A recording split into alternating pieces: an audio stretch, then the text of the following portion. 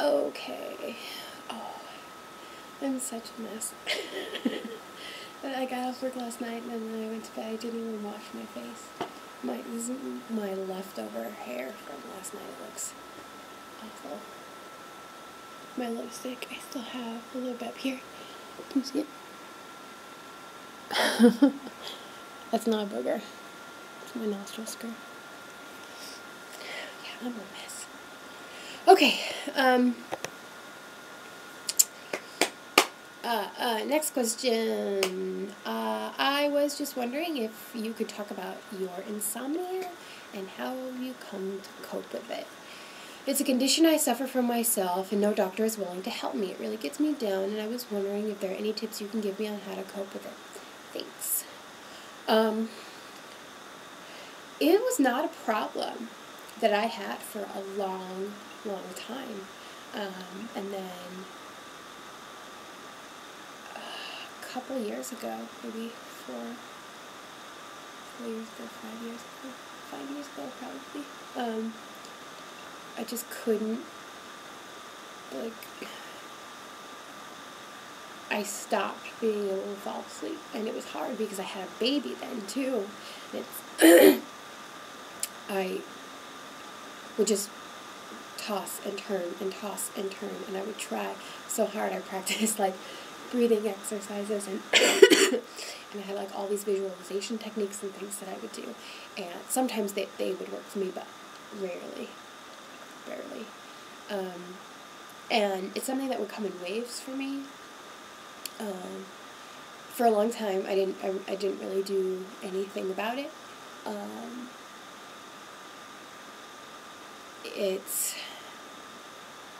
I just kind of dealt with it. It's not a huge problem. It hasn't been a huge problem for me in the past 5 months, 6 months. But when it is a problem for me, now I'll usually just get stoned, because that'll help me go to sleep. I'm gonna just put this in really quick. I don't really smoke pot for fun. I usually do it to go to sleep or because I have anxiety, which is also something that started a year ago, year and something ago. So, yeah, it was around the time Jeff and I broke up, so about a year and a half ago. So I smoke for that as well, but it's not something I do really for fun. Occasionally I will, but almost never, because then I just want to fucking eat everything and my mouth hangs open, and it's not, no.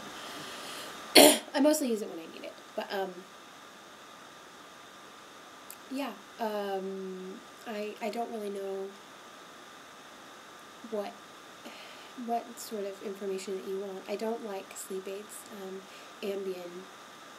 I was taking that for a while, and it just made me feel so terrible the next day. I'm a small person, and I would take one pill, and it would just totally kick my ass, and I would hallucinate really horribly for about 45 minutes after it kicked in. Not when I took the pill, but after it kicked in. And then I would feel like I was going to vomit, and then I would lay down and go to sleep. And then I'd wake up, and the next day I'd just be totally hungover from it. So it wasn't really worth it for me. Over-the-counter sleep aids also made me feel like shit. Tylenol PM didn't do anything for me. So I just kind of dealt with it, but marijuana seems to be my saving grace when it is something that's acting up, because it's hard when you've got a kid and you're I have this allotted amount of time to sleep, but I can't fucking fall asleep, and he's going to wake up, and then I'm going to be up all day, and so doctors can be a pain in the ass. If you're down for smoking, smoke. If not, ride the wave. Next question. Hello, Miss Volga. I was just wondering why you don't celebrate birthdays, etc. Isn't that sort of hard for your son at such a young age? Does he feel like he's missing out? I'm not meaning any offense, I'm just genuinely interested. His dad doesn't really celebrate shit either. It's kind of something that we decided. Maybe. It's something we kind of decided that we were going to stop doing together because it just seemed weird. The whole like obligatory gift giving,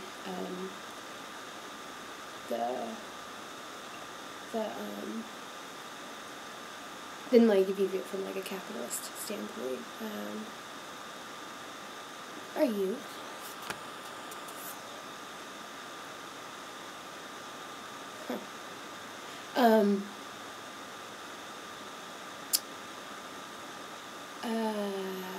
Fuck. Sorry. Yeah, just obligatory gift giving isn't, like, really my thing. I'm not religious, so I really have no reason to celebrate, like, Easter or Christmas. And the only other reason people celebrate Christmas is to give presents, which I don't celebrate obligatory gift giving. Birthdays, I don't believe in picking one specific day of the year to celebrate somebody's life. I'd rather just appreciate them all the time and, buy them something that I want to buy for them that, like, I see and reminds me of them, or I think that they would appreciate or whatever, rather than just being like, it's your birthday, so I got you this.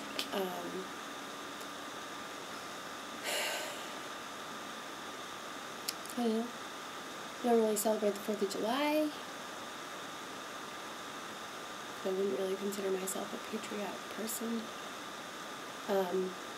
I just don't celebrate shit. I just don't care.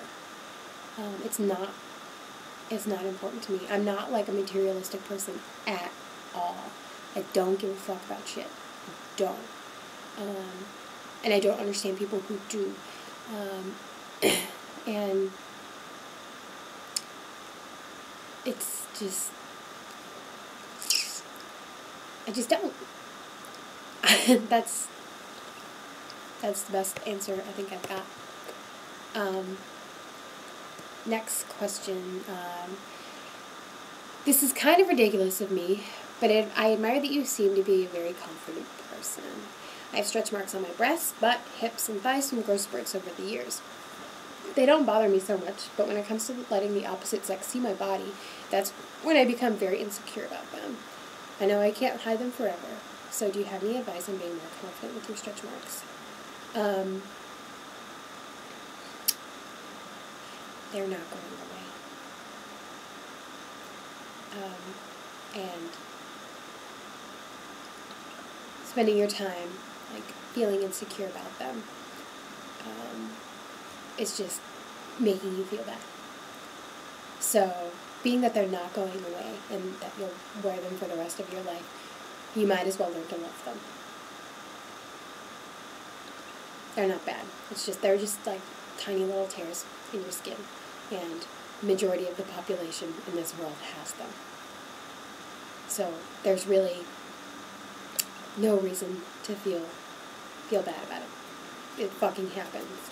Bodies change, bodies grow, bodies do things that we don't like, and there's not a goddamn thing that we can do about it. But feeling bad about it is fucking pointless. So, just love them. Find something about them that you can appreciate. Focus on what you like about them rather than what you don't, whether it's the color or the shape or something that they resemble. Find something. Focus on the positive, not the negative. It's the only advice I have for you. Next question. I was just wondering, is it unvegan to feed a carnivorous pet, i.e. a rescued cat, products that contain meat? What would you feed one if you had one? That is not unvegan. Cats are carnivorous. I know some vegans feed their cats plant-based foods. I personally would not do that.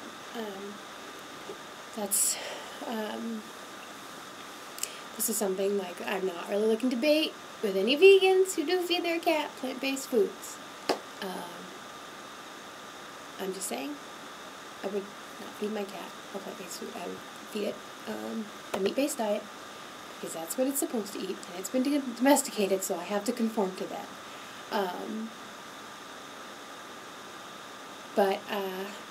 Yeah, I would probably buy it some food. I wouldn't feed it like Meow Mix or anything like that because that stuff is full of really nasty fillers and like shit that's really not good for your cats and often cause liver failure and kidney failure. If you don't know about pet food, you should read up on it because it's most of it's like really bad for your pets. But I would just feed it some fancy, high-quality cat food. I wouldn't go as far as to, like, buy meat for it or anything like that. Because I just don't want to deal with that. But I would feed it meaty cat food. Next question. Hello! You're amazing. I have 2 questions. How did you get your bangs so white? Any suggestions for a brown-haired girl looking for a platinum like that? Second, have you had sex with your diva cup in? What was it like? That is possible, right? Seemed to be one of the allures to a diva. Just wondering if it's true. Thanks for everything. Thank you, thank you, thank you. Thanks! I am amazing. How do I get my bangs so white? I usually bleach them twice in a row with volume 20. With a volume 20 bleach or volume 20 developer.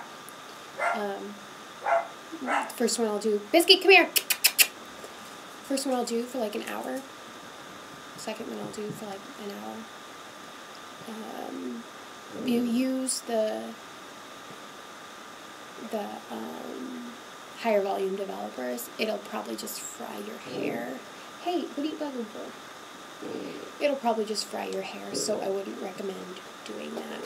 When you do it slowly with a lower volume, it comes out. It's not like crunchy, it stays smooth and soft, and it's not brittle or anything like that. Brown-haired girl. It depends on how brown your hair is. It also depends on how thick your hair is.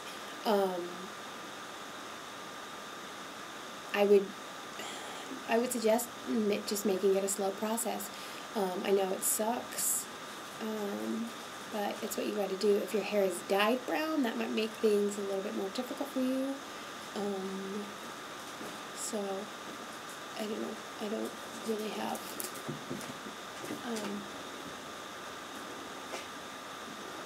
Hi. I don't really have any suggestions for that unless you want to talk to me, like, specifically on the side about that. Next question. Have I had sex with my diva cup in? Yes, I have. It was normal. It was cool. I think I forgot that it was in there. And Gino was... I think I asked Gino about it, like, after the fact. Hi. I'm doing a vlog in your room. How are you? You want to come say hello? No. Why no? I'm camera shy. No, you're not.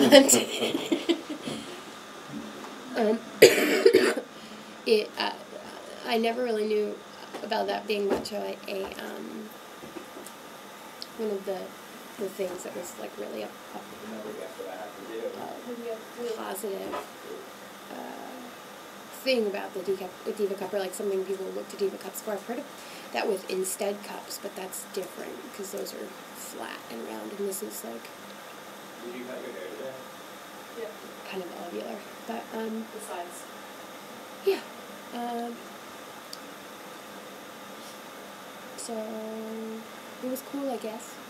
Not a big deal. Like I said, I forgot that it was there, so I didn't really notice it. I was afraid of the little nub on the bottom, like, going into his urethra. I think I remember asking him about that afterward. But, yeah. Okay, that's all the questions. Bye.